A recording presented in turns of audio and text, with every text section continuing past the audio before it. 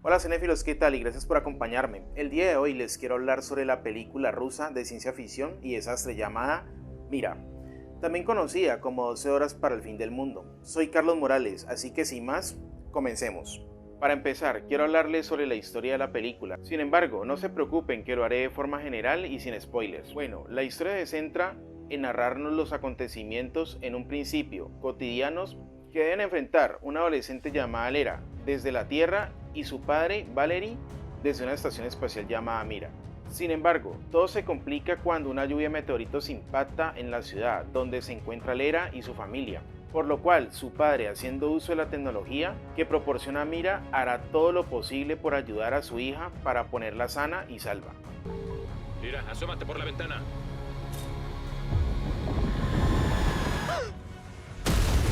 Cinéfilos, si bien es cierto que este tipo de historias sobre catástrofes han sido llevadas al cine y replicadas infinidad de veces, de igual forma se agradece cuando estas están bien hechas, y en esta oportunidad este ha sido el caso con esta película, que aunque la trama es sencilla, de igual forma resulta ser muy práctica, y es que como siempre, este tipo de películas juega con las emociones y fantasías del espectador, al cuestionarse qué haría estando en esta situación, resultando de una u otra manera el enganche que se requiere para querer saber más sobre la misma.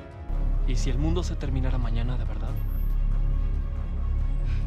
No, no lo creo, ¿Por qué no? porque nos lo dirían.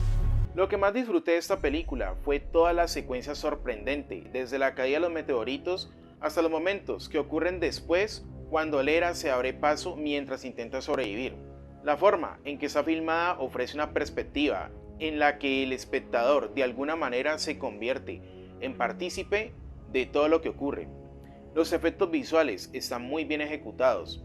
Otro de los puntos que me gustó y que me pareció interesante es cuando mediante un acertado uso de transiciones nos enseña el desarrollo de los sucesos que viven tanto padre e hija de forma paralela, transmitiendo la angustia, la desesperación y el espíritu de lucha de estos personajes y cómo de alguna manera logran esa conexión emocional y complicidad, pese a encontrarse tan lejos el uno del otro, dando como resultado un buen trabajo de edición.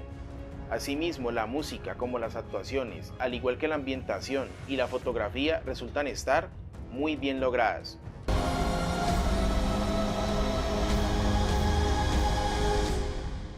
Por otro lado, se puede decir que lo que le juega en contra es la duración, dando como resultado que la película se alargue innecesariamente, y más por el hecho que la última parte de la cinta el espectador sabe de antemano que Lera terminará por enfrentar sus miedos, volviéndose bastante predecible.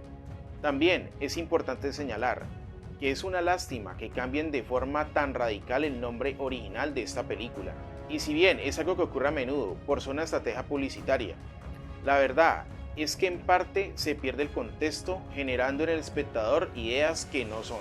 En general, este tipo de películas tienen el mismo común denominador, por lo que no existe sorpresa alguna. Sin embargo, y aunque la historia resulte ser práctica y funcional, de igual forma logra complementarse muy bien con la parte técnica.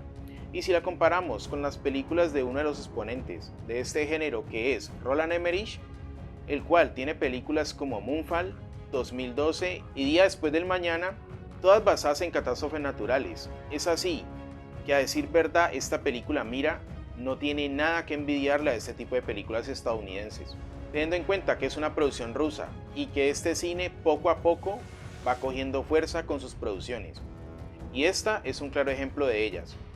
Por eso, en mi opinión, es de aplaudir y destacar, porque el hecho es que se nota el buen desarrollo y la calidad de la misma, por lo que sin duda alguna es una cinta que logra ser entretenida y muy recomendable.